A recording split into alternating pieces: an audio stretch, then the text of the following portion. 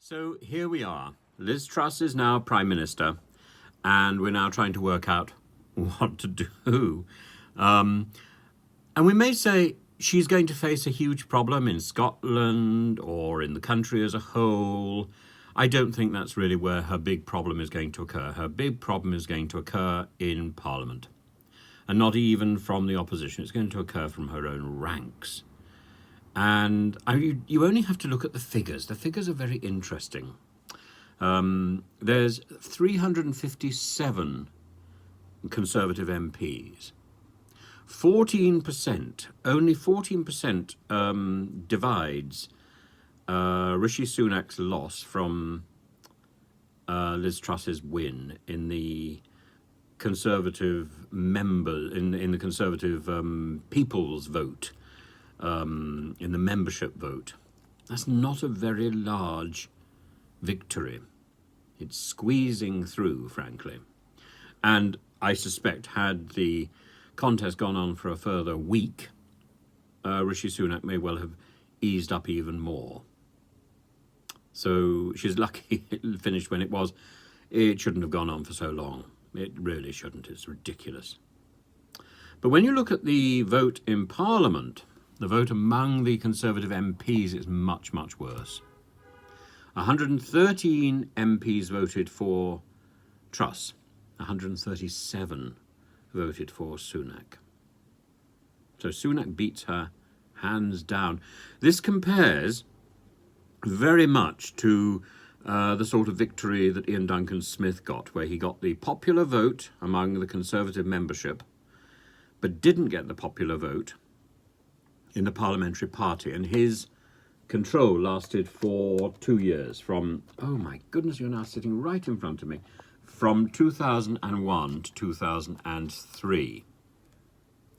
Now, Sunak's comments, I'm sure, are going to come home to roost. He's talked about her fairy tale economics, and we now learn that she's planning to borrow £100 billion to sort out the energy crisis. And, this isn't going to help greatly with inflation. There's so many other problems around the corner. We've also got to remember that the insults were flying backwards and forwards. She called him a stoat. Now, I've struggled with this expression, stoat. You're a stoat. Well, stoat, it doesn't have a big ring to it, does it? And then it suddenly struck me. Maybe what she intended to say was that he was a weasel. And she'd been told that was extremely bad, and somebody had come up with this word, stoat. Now, of course, she was speaking from a script. She always does. She doesn't seem to have developed an ability to have her own thoughts yet. Time will tell.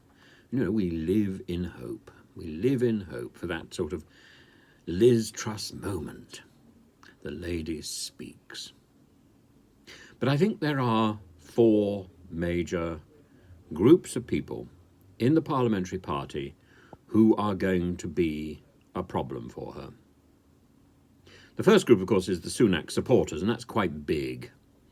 And so as long as Sunak keeps telling the party to work together for unity, maybe that will help. But it is interesting that so far Liz Truss has left almost all the Sunak supporters on the back benches. They aren't getting ministerial jobs. I think she's being foolish. It's not the job of the Prime Minister to appoint toadies and friends to the cabinet. They're all after her job anyway. It's much easier to appoint her enemies. The second group is former ministers, and after 12 years, this group has become enormous. Now, they can't be bribed with office because they've already had office and then lost it. So how are the whips going to keep these people in order? And it's growing. That group is growing, and it feels very powerful. Some of them are grandees, some of them are miffed, but all of them have tasted real power. And then there's the Red Wall intake. Now, the Red Wall intake, of course, is terribly loyal to Mr. Johnson. Without Boris, their tenure is uncertain. Now, One of the ways that Liz has already thought of this, or somebody has already thought about this for her.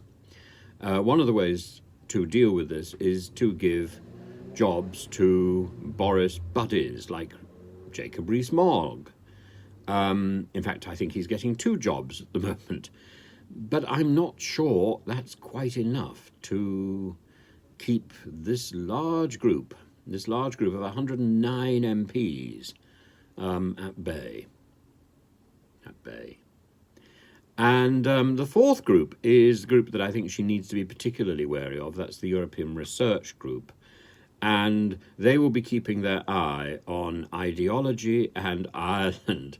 So there might be a honeymoon period and the threat of an election within 2 years, but I don't think that's enough to guarantee discipline in the ranks.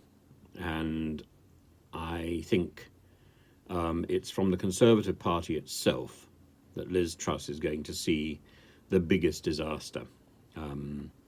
But there's also the possibility that the biggest disaster is going to be coming from Ukraine and from President Putin. Certainly, out of all the possible candidates for the leadership, Liz Truss is the one who is sneered at in the biggest way.